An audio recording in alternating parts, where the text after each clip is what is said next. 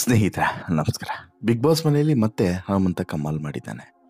ಹನುಮಂತನ ಕೈಯಲ್ಲಿ ಆಗೋದಿಲ್ಲ ಅಂತೇಳಿ ಹೇಳಿದವರ ಬಾಯಿ ಮುಚ್ಚಿಸುವಂಥ ಕೆಲಸವನ್ನು ಹನುಮಂತ ಮಾಡಿದ್ದಾನೆ. ಈ ಮೂಲಕ ಹನುಮಂತನ ಟೀಮ್ ಮತ್ತು ಹನುಮಂತ ಎಂತಹ ಆಟಗಾರ ಅನ್ನೋದನ್ನು ಮತ್ತೊಮ್ಮೆ ಸಾಬೀತುಪಡಿಸಿದ್ದಾನೆ.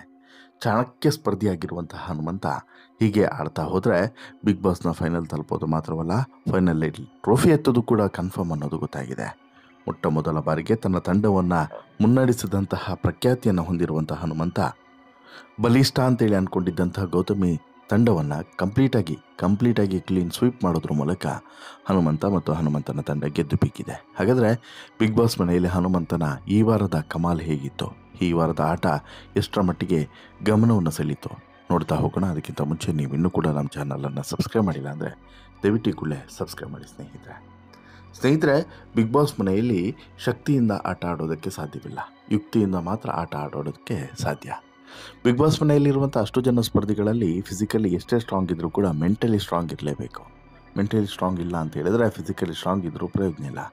ಅದಕ್ಕೆ ಸಾಕ್ಷಿ ಈ ವಾರದ ಆಟ ಫಿಸಿಕಲಿ ಸ್ಟ್ರಾಂಗಿಗಿಂತಲೂ ಕೂಡ ಮೆಂಟಲಿ ಸ್ಟ್ರಾಂಗ್ ಇರಬೇಕಾಗಿತ್ತು ಮತ್ತು ಕೆಲವೊಂದು ತಂತ್ರಗಾರಿಕೆಗಳನ್ನು ತುಂಬ ಈಸಿಯಾಗಿ ಮಾಡ್ಬೋದಾಗಿತ್ತು.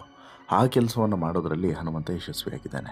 ಬಿಗ್ ಬಾಸ್ ಕನ್ನಡ ಸೀಸನ್ 11ನೇ ವಾರದಲ್ಲಿ ಗೌತಮಿ ಮತ್ತು ಹನುಮಂತ ನಡುವೆ ನಾಯಕತ್ವದ ಸ್ಪರ್ಧೆ ಕುತೂಹಲಕಾರಿಯಾಗಿತ್ತು. ಹನುಮಂತ ಎಲ್ಲ 3 ಟಾಸ್ಕ್ಗಳನ್ನು ಗೆದ್ದು ತಮ್ಮ ತಂಡಕ್ಕೆ ಕ್ಯಾಪ್ಟನ್ಸಿ ಓಟದಲ್ಲಿ ಸ್ಥಾನವನ್ನು ಗಳಿಸಿಕೊಟ್ರೆ, ಗೌತಮಿ ತಂಡ ಸೋತು ಸುಣ್ಣವಾಗಿದ್ದರಿಂದ ಅವರಿಗೆ ಕಷ್ಟದ ಸಮಯ ಎದುರಾಗುವಂಥ ಸಾಧ್ಯತೆ ಇದೆ. ವಾರಗಳು ಕಳೆದಂತೆ ಸ್ಪರ್ಧೆ ಕೂಡ ತೀವ್ರಗೊಳ್ಳುವಂತಹ ಲಕ್ಷಣಗಳು ಕಾಣಿಸ್ತಿದೆ. ಪರಿಣಾಮ ಗೌತಮಿಗೆ ಈಗ ಆತಂಕವೂ ಕೂಡ ಶುರುವಾಗಿದೆ. ಹೌದು, ಬಿಗ್ ಬಾಸ್ ಕನ್ನಡ ಸೀಸನ್ನ ಈ 11ನೇ ವಾರ ಸಾಕಷ್ಟು ವಿಶೇಷತೆಗಳಿಗೆ ಮತ್ತು ಸಾಕಷ್ಟು ಕುತೂಹಲಗಳೊಂದಿಗೆ ಕೂಡಿತ್ತು. ಸ್ಪರ್ಧಿಗಳ ಮಧ್ಯೆ ಕಾಂಪಿಟೇಷನ್ ವಾರ ಕಳೆದಂತೆ ಹೆಚ್ಚಾಗ್ತಿದೆ, ಜೋರಾಗ್ತಿದೆ. ಇನ್ನಿರೋದು ಕೆಲವೇ ವಾರ. ಈಗ ಎಚ್ಚರಿಕೆಯ ಆಟವು ಕೂಡ ಒತ್ತನ್ನು ಕೊಡಬೇಕು. ಹೀಗಿರುವಾಗಲೇ ಗೌತಮಿ ಅವರಿಗೆ ಕ್ಯಾಪ್ಟನ್ ಆಗುವಂಥ ಖುಷಿ ಒಂದು ಕಡೆ ಆದರೆ, ಸೋತು ಸುಣ್ಣವಾಗಿರೋದು ಮತ್ತೊಂದು ಕಡೆ ಬೇಸರವಾಗಿದೆ. ಈ ವಿಚಾರದಲ್ಲಿ ಅವರಿಗೆ ಬೇಸರವೂ ಕೂಡ ಇದೆ. ಹನುಮಂತ ಅವರ ಕ್ಯಾಪ್ಟನ್ಸಿ ಬಗ್ಗೆ ಎಲ್ಲರೂ ಕೂಡ ಮೆಚ್ಚುಗೆಯನ್ನು ಸೂಚಿಸಿದ್ದಾರೆ. ಮೊಟ್ಟ ಮೊದಲ ಬಾರಿಗೆ ತಂಡವನ್ನು ಮುನ್ನಡೆಸಿದಂಥ ಹನುಮಂತ ಆಟದ ಶೈಲಿಗೆ ಎಲ್ಲರೂ ಕೂಡ ಬೇಷ್ ಅಂದಿದ್ದಾರೆ.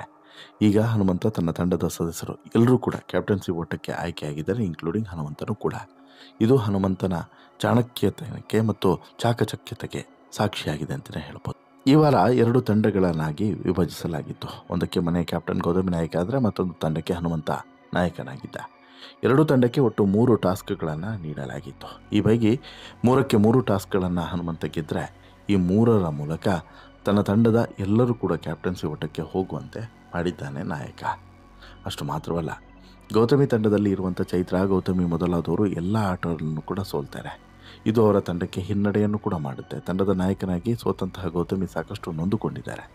ಇದರಿಂದ ಕಳಪೆ ಪಟ್ಟ ಸಿಗುವಂಥ ಸಾಧ್ಯತೆ ಇದೆ ಅನ್ನೋದು ಅವರ ಟೆನ್ಷನ್, ಆತಂಕ ಅನಿಸುತ್ತೆ.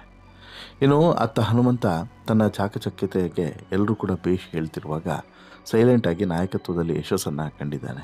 ಈ ಎಲ್ಲ ಕಾರಣದಿಂದ ಹನುಮಂತ ಗಮನವನ್ನು ಸೆಳೀತಾ ಇದ್ದಾನೆ.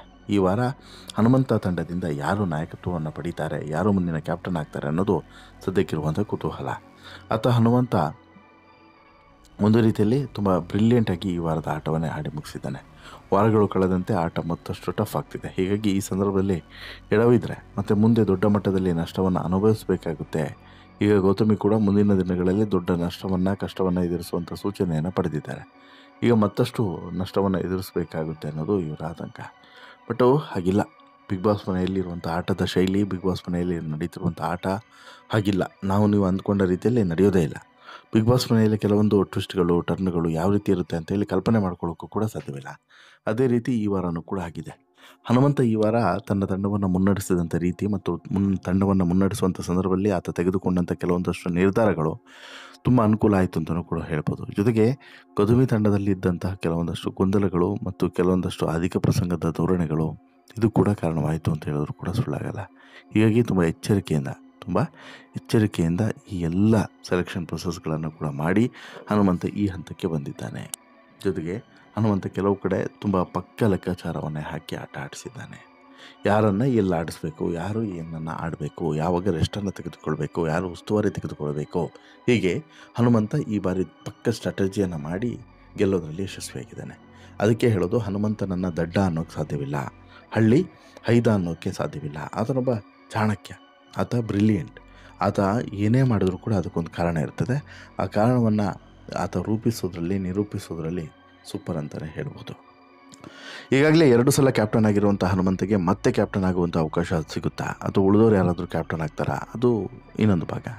ಬಟ್ ಆದರೆ ಹನುಮಂತ ಆ ವಿಚಾರದಲ್ಲೂ ಕೂಡ ತುಂಬ ಪರ್ಟಿಕ್ಯುಲರ್ ಇದ್ದಾನೆ. ಸುಮ್ಮನೆ ತಾನು ಕ್ಯಾಪ್ಟನ್ ಆಗ್ತೀನಿ ಅಂತ ಹೇಳ್ಬಿಟ್ಟು ಮುಂದುಗಡೆ ಹೋಗೋದು ಕೂಡ ಇಲ್ಲ. ಅವಕಾಶ ಸಿಕ್ಕರೆ ಬಿಡೋದಿಲ್ಲ. ಆ ರೀತಿಯಾಗಿ ಈಗ ತಂಡವನ್ನು ನಿಭಾಯಿಸಿದಂಥ ಕ್ಯಾಪ್ಟನ್ ಮೊಟ್ಟ ಮೊದಲ ಬಾರಿಗೆ ಈಗ ಒಂದು ರೀತಿಯಲ್ಲಿ ಸಕ್ಸಸ್ ಆಗ್ತದೆ. ಬಟ್ಟು ಇಲ್ಲಿ ನಾಯಕತ್ವ ಇದೆಯಲ್ಲ, ಹನುಮಂತನ ಈ ನಾಯಕತ್ವ ಇದೆಯಲ್ಲ, ಇದು ಎಲ್ರಿಗೂ ಕೂಡ ಇಷ್ಟ ಆಗುತ್ತೆ. ಕಾರಣ ಏನು ಅಂತ ಹೇಳಿದ್ರೆ, ಹನುಮಂತನ ಈ ನಾಯಕತ್ವ ಯಾಕೆ ಇಷ್ಟ ಆಗುತ್ತೆ ಅಂತೇಳಿ ಕೇಳಿದರೆ, ಹನುಮಂತ ಯಾವುದೇ ವಿಚಾರವನ್ನು ಕೂಡ ಮಾತನಾಡುವಂಥ ಸಂದರ್ಭದಲ್ಲಿ ಸಾಕಷ್ಟು ಅಳೆದು ತೂಗಿ ನಂತರವಷ್ಟೇ ಮಾತನಾಡೋದು. ಸುಮ್ಮನೆ ಏನೋ ಒಂದು ನಿರ್ಧಾರವನ್ನು ತೆಗೆದುಕೊಂಡು ಮಾತನಾಡಿಕೊಂಡು ಹೋಗೋದು, ಆ ರೀತಿ ಸಾಧ್ಯವಿಲ್ಲ. ಇಲ್ಲೂ ಕೂಡ ಹಾಗೆ ಆಗಿದೆ. ಹನುಮಂತನ ವಿಚಾರದಲ್ಲೂ ಕೂಡ ಹಾಗೆ ಆಗಿದೆ. ಹನುಮಂತ ಅಂತ ಹೇಳಿದ್ರೆ ಅದೇ ರೀತಿ. ಹನುಮಂತನಿಗೆ ಒಂದು ರೀತಿಯಲ್ಲಿ ಈಗ ಈ ಬಿಗ್ ಬಾಸ್ ಮನೆ ಇದೆಯಲ್ಲ, ತನ್ನ ಆಟದ ಕೇಂದ್ರ ಬಿಂದು. ಜೊತೆಗೆ ಬಿಗ್ ಬಾಸ್ ಮನೆಯಲ್ಲಿ ತಾನು ಆಡುವಂಥ ಶೈಲಿ, ರೀತಿ, ನೀತಿ ಎಲ್ಲವನ್ನು ಕೂಡ ಆತ ಬದಲಾಯಿಸ್ಕೊಂಡಿರೋದ್ರಿಂದ ಆಟದ ಶೈಲಿಯ ಜೊತೆಗೆ ತನ್ನ ಮ್ಯಾನರಿಸಮ್ ಕೂಡ ಹನುಮಂತ ದಿನಕ್ಕೆ ಬದಲಾಯಿಸ್ಕೊಳ್ತಾ ಇದ್ದಾನೆ. ಜೊತೆಗೆ ತನ್ನ ಮುಗ್ಧತೆಯನ್ನು ಮಾತ್ರ ಹನುಮಂತ ಬಿಟ್ಕೊಡಬಾರ್ದು ಅನ್ನೋಂಥ ಮಾತುಗಳು ಕೂಡ ಕೇಳಿ ಬರ್ತಿದ್ದಾವೆ. ಹನುಮಂತ ಈ ಟಾಸ್ಕ್ಗಳಲ್ಲಿ ಗೆದ್ದಿರೋದು ಸಹಜವಾಗಿ ಎಲ್ರಿಗೂ ಕೂಡ ಖುಷಿಯನ್ನು ಕೊಟ್ಟಿದೆ. ಇದೇ ರೀತಿ ಹನುಮಂತ ಬಿಗ್ ಬಾಸ್ ಟ್ರೋಫಿಯನ್ನು ಕೂಡ ಪಡಿಬೇಕು ಅನ್ನೋಂಥ ಒತ್ತಾಯ ಸಾಕಷ್ಟು ಜನರದು.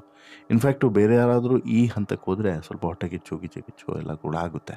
ಬಟ್ ಹನುಮಂತ ಹೋದರೆ ಆ ರೀತಿ ಯಾರಿಗೂ ಕೂಡ ಅನಿಸೋದಿಲ್ಲ. ಯಾರೋ ನಮ್ಮನೆ ಹುಡುಗನೇ ಹೋದ ಅಂತೇಳಿ ಅನಿಸುತ್ತೆ. ಯಾಕಂತ ಹೇಳಿದ್ರೆ ಆತನ ಮುಗ್ಧತನ ಆ ಲೆವೆಲ್ಗಿದೆ. ಈಗಾಗಲೇ ಸಾಕಷ್ಟು ವಿಚಾರಗಳಲ್ಲಿ ಹನುಮಂತ ಕಮಾಲನ್ನು ಮಾಡಿದ್ದಾನೆ. ಕ್ಯಾಪ್ಟನ್ಸಿ ವಿಚಾರದಲ್ಲಿ, ತಂಡವನ್ನು ಮುನ್ನಡೆಸಿದಂಥ ಕ್ಯಾಪ್ಟನ್ ವಿಚಾರದಲ್ಲೂ ಕೂಡ ಈಗಾಗಲೇ ಕಮಾಲ್ ಮಾಡಿರುವಂಥ ಹನುಮಂತ ಮುಂದಿನ ದಿನಗಳಲ್ಲಿ ಇನ್ನಷ್ಟು ಹೃದಯವನ್ನು ಗೆಲ್ಲುವಂಥ ಕೆಲಸವನ್ನು ಮಾಡಲಿ ಅನ್ನೋದು ಎಲ್ಲರ ಆಶಯ. ನಿಮಗೇನು ಅನಿಸುತ್ತೆ ಸ್ನೇಹಿತರೆ ಹನುಮಂತನ ಈ ಸಾಧನೆಯ ಬಗ್ಗೆ ನಿಮ್ಮ ಅಭಿಪ್ರಾಯ? ದಯವಿಟ್ಟು ಕಮೆಂಟ್ ಮಾಡಿ ತಿಳಿಸಿ. ಜೊತೆಗೆ ಈ ಸ್ಟೋರಿ ಇಷ್ಟ ಆಯಿತು ಅಂತ ಹೇಳಿದ್ರೆ ಲೈಕ್ ಮಾಡಿ, ಶೇರ್ ಮಾಡಿ, ಚಾನಲ್ಗೆ ಸಬ್ಸ್ಕ್ರೈಬ್ ಆಗೋದನ್ನು ಮರಿಬೇಡಿ. ಧನ್ಯವಾದ.